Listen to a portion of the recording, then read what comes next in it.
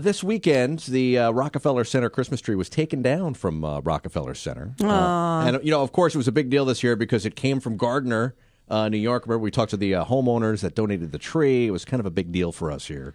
But now here's something interesting. The tree is actually coming back now to the Hudson Valley. And with us this morning, we've got Cathy Collins, who runs the Habitat for Humanity of Greater Newburgh. Good morning, Cathy. Good morning. All right, so now explain to us, how's this working? The Christmas tree is actually coming back here? Yes, after it's been milled with and turned into lumber that we can actually use in some of our homes. So it will take a little while, probably, I guess, 6 to 8 to maybe 9 weeks, depending on how long the kiln process is going to be. So the Rockefeller Center Christmas tree, I guess every year they donate to different Habitat for Humanity groups across the country. But this year, I guess since the tree came from here, they decided to send it back to Newburgh. That's nice. That's right.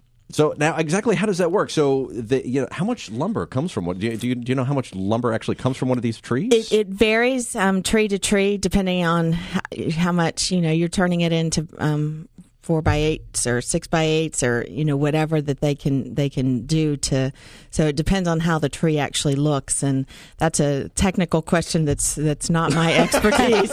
Well, let me ask you another question then. So when this wood does come here, you guys are. I didn't realize that you're always doing different projects here in the Hudson Valley. Right? Tell us a little bit more about what you guys do over there in Newburgh. So our affiliate serves Orange County, and then primarily is doing work in the city of Newburgh because that's where the greatest need is. And we usually have between 3 to 5, and sometimes as we're bringing one project on and another project finishing, we may have upwards of 7 projects going on at a time. So wow. Now these projects, they're not all new houses that are being built, right? You guys also do like restoration and stuff like that? Yeah, too? we do a lot of gut rehabs, and I always tell people it's the same thing as a new construction. You just have kind of a shell that you're still building everything new inside.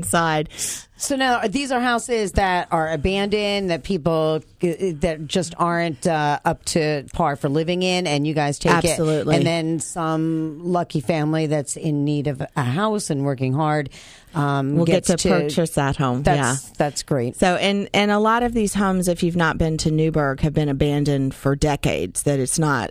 I always, when we think of rehabs, we think, oh yeah, we're getting a great deal. We're going to be able to go in and turn over. Like flip this house or whatever. It is not, which is why it's taken so long to begin the revitalization there, because it's not just a quick fix there. Yeah. So now these people that are receiving these homes, that they get to live in these homes, they have to put in some sweat equity, right, with other projects? They come in and they provide sweat equity, which means they're working on not always their house, but other families' houses and doing other activities to support our work. And then they actually purchase their home with a 0% interest mortgage. What a great thing this is, because a lot of people are trying to figure out what to do for the city of Newburgh, how to get it happening again. But you guys are actually physically rebuilding Newburgh. Yes. People talk about all these different ideas for rebuilding. You are actually rebuilding Newburgh. Yeah, it's one of the things that I love about the work that we do, because it is so tangible, and it does provide